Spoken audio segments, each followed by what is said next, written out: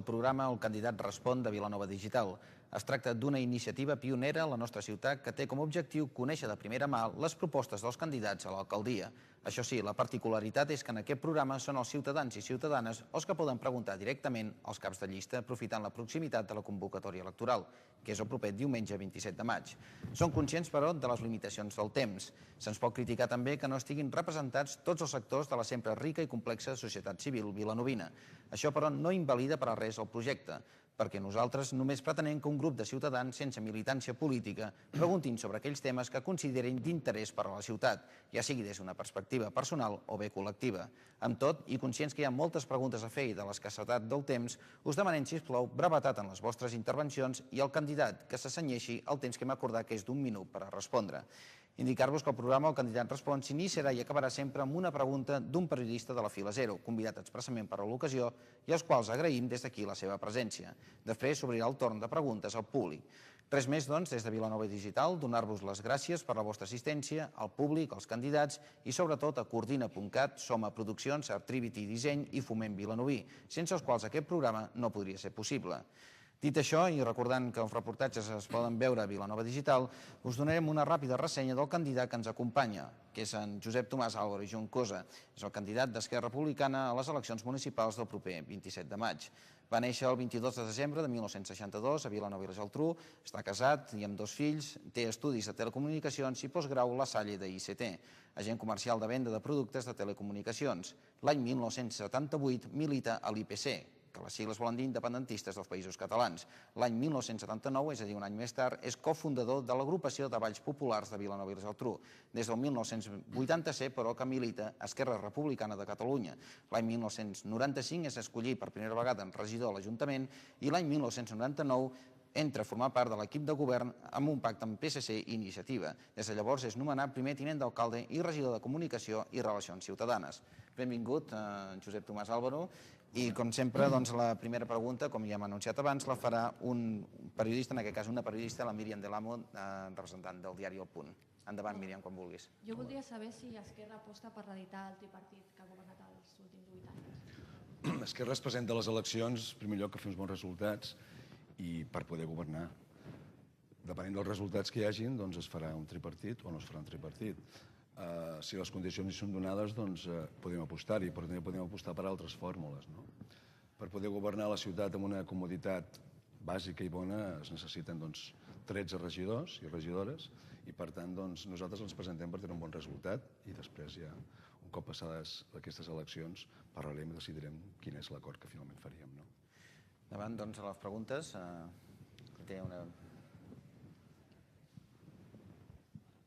Hola, em dic Noemí. Hola. Fa 5 anys que treballo en un local de nocturn a Vilanova i últimament, des de fa 7 o 8 mesos, s'ha vist incrementada la presència policial durant les hores que els locals estan oberts. Però des de fa 5 anys que jo torno a casa sola al vespre, a les 6 del matí, i no he vist mai un cotxe de policia. Policia local? Local, ni nacional, ni Guàrdia Civil. Bé, és la realitat de la nostra ciutat. Pensi que a Vilanova tenim 95 agents de la Guàrdia Urbana, però qui ha de fer les prestacions de seguretat és la Policia Nacional.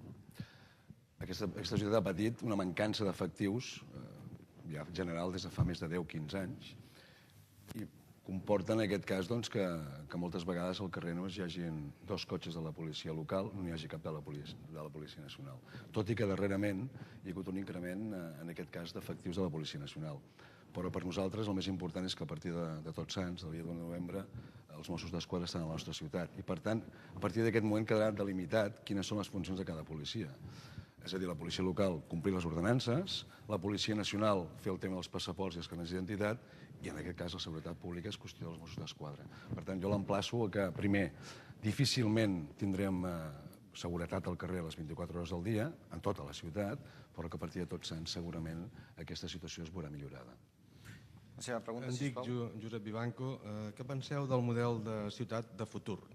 Bé, jo no parlaria tant de model de ciutat, sinó la ciutat que volem, no?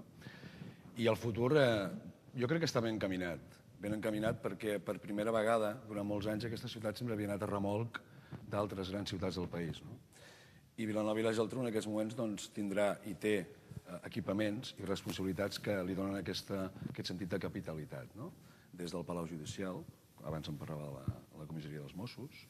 Després, tot el tema del mercat públic, el tema de l'espai Neàpolis. Per tant, dona un valor afegit que, si més no, farà possible que aquesta ciutat mantingui un nivell i estigui situada en el mapa de Catalunya. Sempre parlem que Vilanova era la gran desconeguda del país i altres ciutats més petites al voltant tenien més renom.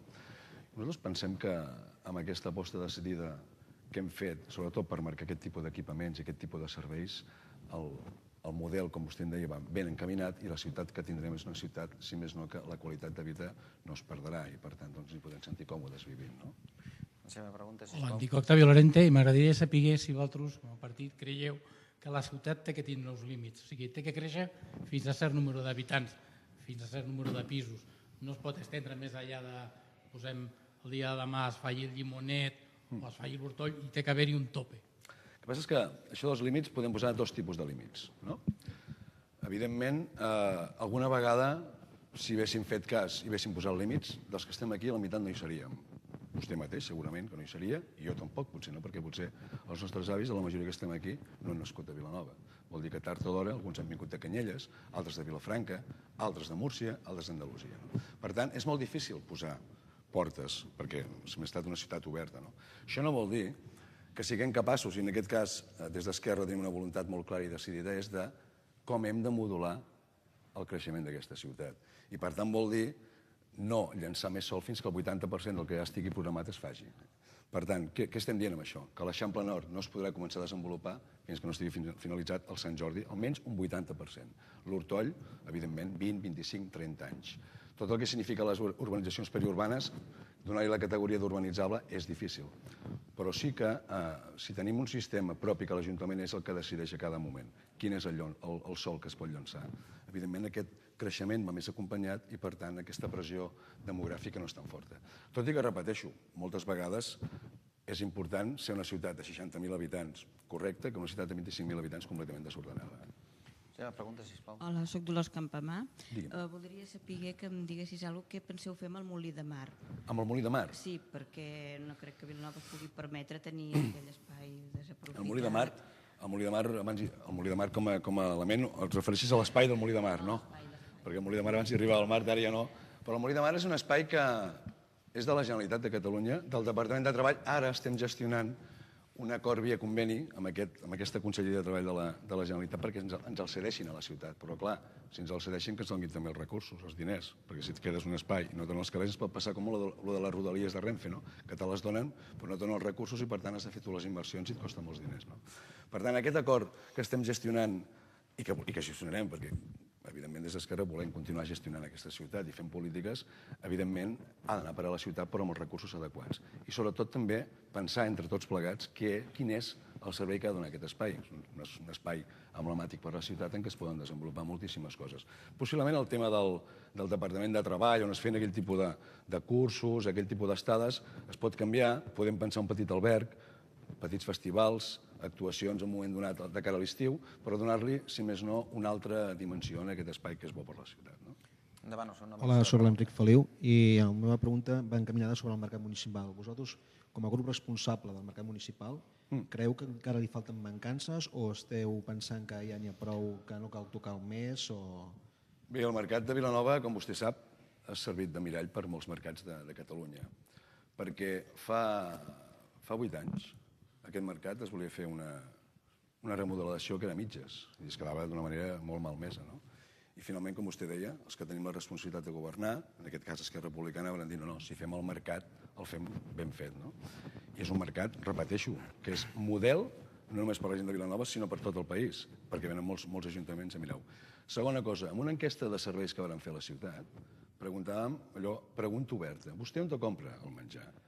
El primer era l'Hacendado, el Mercadona, i el segon el Mercat de Vilanova. No hi ha cap ciutat de Catalunya que un 28% dels ciutadans vagin a comprar el producte fresc al mercat públic. Vostè em diu, faran més coses? Home, jo penso que no hem de baixar el nivell i que hem de buscar o cercar, en aquest cas, aquells petits problemes que hi poden haver al mercat. Tipus d'obertures, corrents d'aires, espais més reservats per tipus el tema del bar, el tema de les carnisseries, de les peixateries, però no hem de baixar el nivell. Per tant, ha d'anar acompanyat també de polítiques més clares perquè aquest mercat no baixi, en aquest sentit, el renom i sobretot el prestigi que en aquests moments té. Endavant amb la seva pregunta, sisplau. Hola, soc l'Ivan Oltra i m'agradaria saber què n'opina que en aquestes eleccions llegir 8 opcions polítiques per poder votar i que si creu que és un càstig per les 5 forces. No, jo penso que està bé que la gent es pugui presentar a les eleccions. Càstig no, a les eleccions al Parlament se'n presenten 30 i no és cap mena de càstig per les 6 forces que estan representades. No? Bé, jo penso que una ciutat de 65.000 habitants, doncs en un moment donat hi ha diversos col·lectius que tenen uns interessos comuns i decideixen fer un partit polític i es presenten a les eleccions. Jo no ho interpretaria pas com un càstig, sinó com una opció més vàlida de democràcia. Per tant, tens l'opció, et presentes, reculls els vots que tens, expliques les teves propostes i si la ciutadania creu que en aquest cas les teves propostes són adequades per governar la ciutat, doncs obtens representació. I si no, doncs no en tens. No? Però, per tant, jo penso que és bàsic per la democràcia participativa, en aquest cas és el que estem fent amb les eleccions, doncs està bé, a mi em sembla bé. Estem gairebé a la meitat d'aquest debat. Més preguntes, sisplau?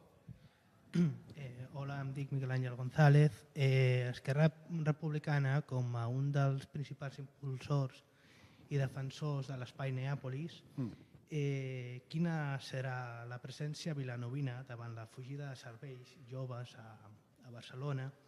Hi haurà alguna discriminació positiva pels professionals, estudiants o becaris vilanovins?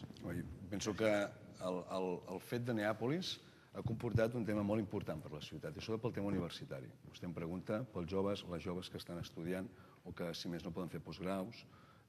Miri, l'aposta que hem fet de la cessió de tota una planta de 1.000 metres quadrats a la Universitat Politècnica de Catalunya perquè s'hi pugui instal·lar part del centre tecnològic, en una altra part de la planta que hi hagi grups de treball que treballin de cara al futur, què es farà amb la fibra òptica d'aquí 10 anys? Què serà? Un acord amb l'empresa Prismi, l'antic Pirelli, perquè es pugui també treballar i es puguin cercar les fórmules de quin és el futur de la fibra, que els propis estudiants de la UPC, la gent del centre tecnològic, pugui utilitzar Neàpolis, és una aposta decidida. Pensi que la pressió que hi ha, tot el tema del Prat, l'àrea més metropolitana, pel centralisme clàssic de barceloní, de que totes les institucions, universitats estiguin allí posades, amb aquesta vocació i amb aquest esperit, des de l'Espai Neàpolis el que estem és fent donant oportunitats amb aquelles dones i aquells homes que volen treballar el tema de les tecnologies d'informació i comunicació i en aquests moments és un espai, penso que és el més adequat perquè es puguin desenvolupar aquests postgraus. No? Més preguntes, sisplau? Sí. Hola, em dic Pere Gramunt. Ara que parlava de la democràcia participativa, voldria saber si creu que els processos participatius que s'han engegat a la ciutat a la darrera legislatura han funcionat i quin anàlisi en fa de la situació de cara al futur. Bé, jo penso que saps què passa? Que la participació era un tema que estava de moda i ara potser no ho està tant, perquè finalment molts ajuntaments, moltes ciutats han pres la voluntat política de que la democràcia participativa, els processos participatius sigui una manera de treballar. Què vol dir això, una manera de treballar? Vol dir que quan hi ha un projecte comú i entre tots els ciutadans puguin decidir una cosa, doncs està força bé. En aquest cas vàrem fer una prova que va ser el diagnòstic participatiu al Molí de Vent per conèixer veritablement què és el que en pensava la gent que vivia al Molí de Vent, si tenia un sentiment de barri, quins eren els equipaments que hi havia, quines eren les necessitats, i això es va fer un procés obert. No? Van sortir una sèrie de necessitats, una d'elles va ser que demanaven un espai en poder trobar-se, en poder fer un espai cívic, punt de trobada, cursets, xerrades, clubs de música, que poguessin assajar. I a partir d'aquí doncs, hi ha una voluntat política en el sentit de dir, doncs bé, anem a fer un espai que els usos els decideixi la ciutadania. I per tant, és el que hem fet.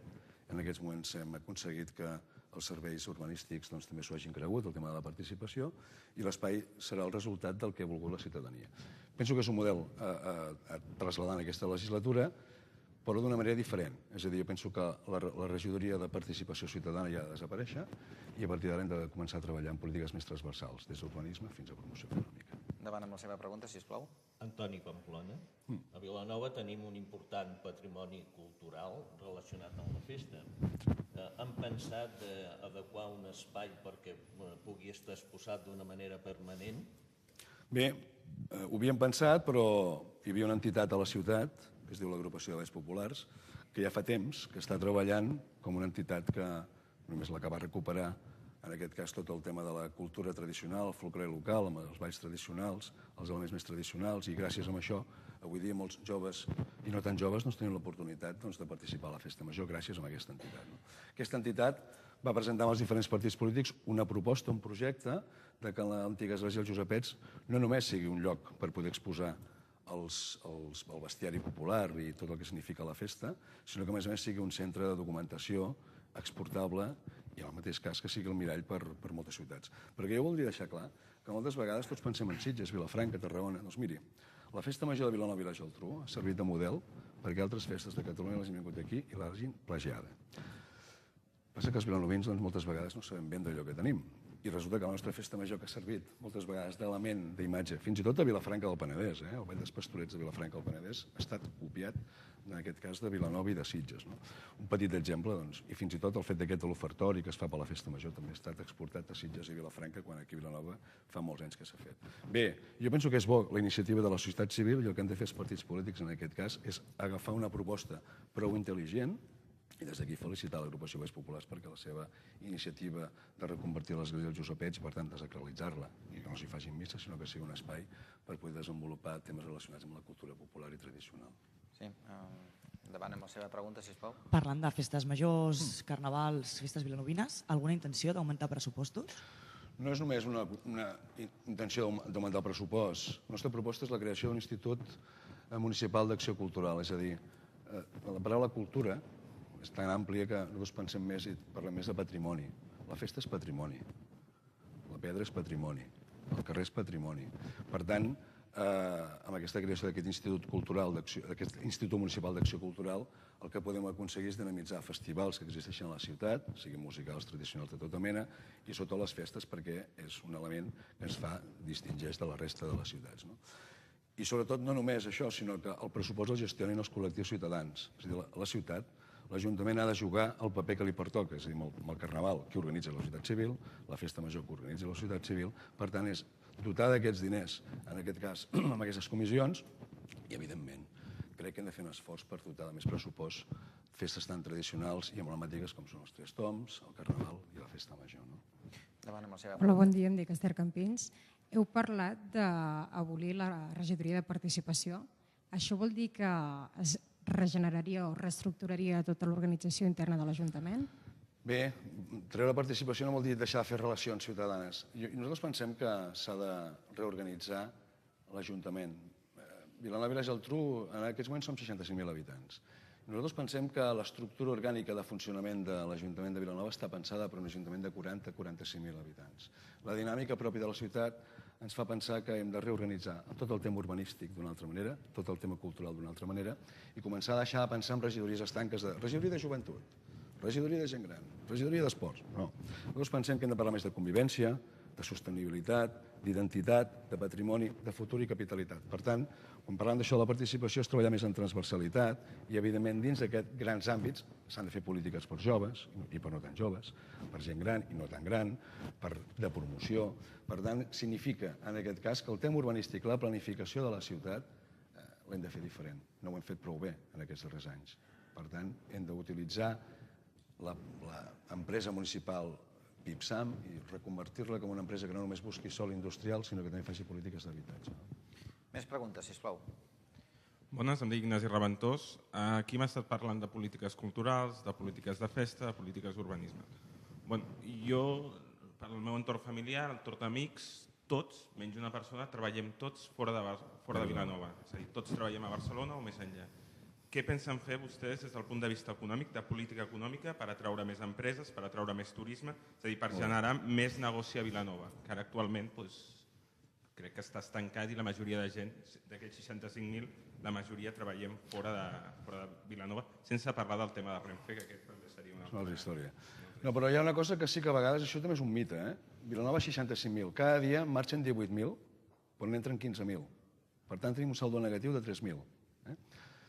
Això es fan polítiques més clares a nivell urbanístic i no només polítiques d'habitatges o d'accés a l'habitatge, perquè si només fem habitatge i no som capaços de posar sòl a disposició perquè hi hagi indústria o serveis terciaris, difícilment podem fer que la gent que ara viu a Vilanova tingui l'oportunitat de poder continuar vivint i treballant a Vilanova. Per tant, la lluita d'Esquerra Republicana amb el tema de l'Eixample Nord, quan no volíem donar suport, era precisament això. Hi ha partits que només queden entestats en fer habitatge, habitatge, habitatge. Està bé fer habitatge, però també hem de ficar sol per fer indústries. Per tant, a l'Eixample Nord hem fet una reserva de més de 450.000 metres quadrats de sostre edificable per poder posar indústries. amb polítiques clares, amb preus econòmics perquè es puguin instal·lar indústries. Per tant, les tres potes quines són? Una universitat potent, una ciutat potent a identitat i patrimoni i la possibilitat que tingui sòl industrial perquè es puguin ubicar empreses. Aquesta és la nostra voluntat. Per tant, a l'hora de, quan parlem de plans parcials de creixement, ens quedem obcecats amb el tema de l'habitatge i hem de parlar d'habitatge i també hem de parlar de sòl industrial. Estem a les dues últimes preguntes perquè ens queden 2 minuts. Endavant, propera pregunta, sisplau. Hi ha algú que... I des del punt de vista turístic, llavors, que és realment l'aspecte de serveis, que és la indústria més forta del país? Bé, però mira, el turisme, la realitat és que tenim una competència que ja ens va bé també, que és una ciutat que està al costat, que ja té aquesta vocació de turisme a nivell de gran espai, no? Que és Sitges, i és una realitat. Per tant, nosaltres no podem anar a lluitar contra Sitges o contra Tarragona ciutat, sinó que hem de buscar una política turística diferenciada. La de la platja familiar, la del nostre patrimoni, la nostra identitat, la nostra cultura festiva i, per tant, possibilitar també que es puguin ubicar hotels. I moltes vegades també no som capaços, o no hem estat capaços, de poder posar d'acord els privats, perquè són els que tenen el terreny, els privats, i l'ús que se li pot donar a aquest privat pel tema dels hotels. Home, 4 o 5 anys hi han d'haver 2 hotels a la ciutat que estarem parlant d'uns 500 llits més. Però és difícil, és lent, però jo penso que el turisme l'hem d'enfocar diferent de com està enfocat en altres zones del país. Bé, estem ja al final del debat i com hem fet amb els altres candidats, l'última pregunta també la fa un periodista, en aquest cas una periodista, la Maria Luja. Endavant, Maria. Sí, el grup d'Esquerra Vilanova s'ha mostrat favorable de la vegueria del Penedès, s'ha votat a favor. Aquest serà un punt destacat en aquest programa electoral d'aquesta campanya? Bé, nosaltres sempre hem parlat que el Penedès és una realitat diferenciada entre el que és l'àrea metropolitana de Barcelona i el que és el tema del Camp de Tarragona. Per nosaltres és bàsic que en la nova discussió de l'estructura territorial del país el Penedès sigui una regió i una vegueria. I, evidentment, és un element per nosaltres identitari a nivell comarcal, com a proposta de programa, com també a nivell local. Però ara estem en un petit impàs, i és que l'alcalde ha de convocar aquesta comissió del Penedès, que es va aprovar una moció encara no s'ha convocat, perquè per nosaltres seria interessant que abans de les eleccions, a les entrades de Vilanova, doncs pogués, clar, que aquesta ciutat ha estat adherida a la vegueria del Penedès per començar a treballar en un futur que serà difícil, perquè l'acord que es va fer a l'Estatut de Catalunya a Madrid, el senyor Mas i el senyor Zapatero, quedava completament prohibit que les províncies es poguessin tallar. Per tant, vol dir que difícilment la gent del Baix Penedès es podrà incorporar en aquesta vegueria si no hi ha una reforma de la Constitució. Ho dic perquè moltes vegades hi ha partits que alcen la mà dient vegueria del Penedès, però clar, el que s'ha aprovat amb aquest nou estatut significa que la gent del Cunit i la gent del Vendrell no podrà ser d'aquesta vegueria, sinó modifiquem una llei orgànica, que és la divisió provincial de les províncies d'Espanya. Moltíssimes gràcies, Josep Tomàs Álvaro. Esperem, com hem dit en els darrers debats, que aquestes preguntes hagin servit per conèixer una miqueta més les propostes d'Esquerra Republicana i concretament del seu cap de llista, en Josep Tomàs Álvaro, que actualment és el primer tinent d'alcalde de l'Ajuntament de Vilanova i la Geltrú. Moltes gràcies a tots per haver vingut i a vostè també. Per convidar-me. Moltes gràcies. Molt bé.